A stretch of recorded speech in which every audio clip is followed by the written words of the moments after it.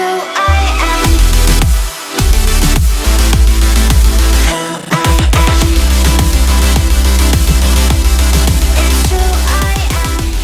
Welcome back to my channel. If you recognize the video, it's because it belongs to my good friend Rachel Lier. I'll link her channel in the description box, but I'm not in Brisbane at the moment, so she said I can come around and film, which was awesome. In today's video, I'm going to be talking about 6 things which drastically improved my results on my fitness journey, just things that I found personally helped and things that you can do as well. Hit subscribe if you're new and I will jump into my 6 points. My first one, which I am sure a lot of you probably don't want to hear even though you know it's the truth, is to either cut out or drastically reduce alcohol. So after a night out of drinking, alcohol will actually disrupt a whole bunch of your hormones, including your human growth hormone, which is what you need to help grow and retain muscle mass. A night out drinking can actually reduce your human growth hormone by about 73% for the next 3 days after you do have those drinks. So I would either recommend cutting down to a very small amount or cutting it out completely. I hadn't had anything to drink for about 11 months and then I had one drink on my birthday and I just figured, hey, you know what, like one drink every now and again is gonna be okay.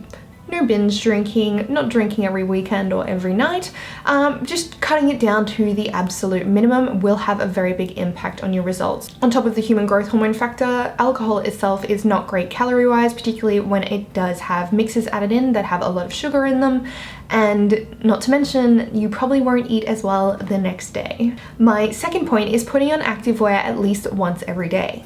Whether that means you get up earlier and you put on the activewear or you finish work and then you get changed into your activewear before you go home, when you do put on that activewear at least once a day, you are more likely to want to go out and exercise, whether it means going to the gym or just going for a walk. It's a good little trigger to make sure that you are actually exercising because it's a task that you do, and then follow that straight up with some exercise and you'll build a great little habit for yourself. My third point is always learning new information. I used to like reading a lot of books and things like that, but then I started running out of time and I was like, you know, how can I get the information that I need? So something that I started doing is listening to audiobooks. So what I did was download Audible and then I started searching for titles which had information in it that I wanted to learn to help me along my fitness journey. So one that I just finished is Gut by Giulia Enders, and the current one that I am listening to is High Performance Habits by Brendon Burchard. I'm just finding audiobooks so much more convenient because I can listen to them when I go for a walk or on my way to somewhere, just plug it in, it's already on my phone, it's ready to go, and Audible are offering a free 30-day membership as well. So if you go to this URL, which is audible.com/Rachel Aust, so RACHELAUST, or if you're in the US, you can text Rachel Aust to 500 500. You'll be able to download your first title for free and start listening. The first few that I would recommend, which I have listened to or am currently, are The Mindful Athlete Audio Companion by Mumford, High Performance Habits by Brendon Burchard, Peak Performance Elevate Your Game by Steve Magness and Brad Stulburg, and Gut by Giulia Enders. So since I downloaded this, it means that I have more time for learning new information, which is something really important when you are on a fitness journey or trying to find out what works for you, is just to learn as much as possible and see what's going to fit your lifestyle. So listening to these books has made it much easier to fit in as part of my day. And again, if you want to try out that free 30-day membership, just go to audible.com/Rachel Aust. My fourth point, which I know people are going to hate me for again, is cutting out sugar. For this, I mean your refined sugars, so things like lollies and soft drinks, or what do you call them, like cola pop? I don't know what people call it in other parts. We call them soft drinks here. So cutting out that sort of refined sugar.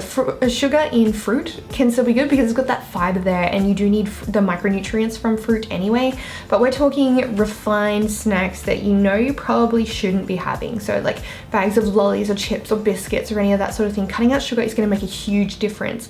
Mentally, you will feel much clearer. You will also be able to get better performance throughout your day because you won't be spiking and crashing from your blood sugar levels being all over the place. So if you work off foods that are a lower GI, they're not going to spike your blood sugar as much, and you're going to have a nice steady energy throughout the day. Carbohydrates are an important energy source, provided you're not on something like a ketogenic diet, but to utilize those carbohydrates effectively, you don't want to be having foods that are high in those refined sugars. So stick to foods that have sugars as part of them naturally if you are having that, such as fruit. My next point is to actually learn moderation, and this might take years. Like, you might have to be really, really strict with yourself for, you know, even a year or two before you can figure out that you can have, you know, something here or there, like for example, like me having a drink on my birthday or things like that. You can have one thing every now and again. It's not going to totally undo your progress. So if you want to have a cheat meal or a treat meal or whatever you prefer to call it, like 1 or 2 times a week, you can do that. You don't have to completely cut yourself off everything unless you are doing something for a medical reason and you need to 100% stick to some kind of program. But that moderation shouldn't be about letting yourself have foods that aren't beneficial every single day. Like, you know, that's no good either, and that's kind of lying to yourself. It should be about feeding your body food that is going to nourish it and adequately provide you with the fuel that you need. And if every now and again you are in the situation where you can't eat 100% perfectly, then you can't eat 100% perfectly. Once you remove that pressure, you'll find that things become a whole lot easier. And my 6th point is to find and surround yourself with people who value their health as well. It is hard to consistently keep up with training and fitness and eating well if you're around people who love going out and drinking all the time, or only ever want to go and order pizza, or are always nagging you to come and get donuts with them. Make sure there's at least one person in your life who values health, whether that's someone that you're friends with online or someone that you do actually know in real life. Having friends, buddies, partners around that are interested in their own health and their own fitness as well will do a great deal for your accountability. If you're having a hard day, they'll be there to help you out. If you're having wins, they'll be there to help celebrate that with you too. So those are my 6 tips for making sure that you are getting the best out of your health and fitness journey. And they are 6 things that I found helped me a lot with moving forward, whether it meant that my gym performance got better, or I feel like my physique got better, or I was able to mentally just stay on track a little bit more. I hope you're enjoying your day or night or whatever time it is where you are. Don't forget to hit subscribe if you are new, and I will catch you in my next upload. Bye guys.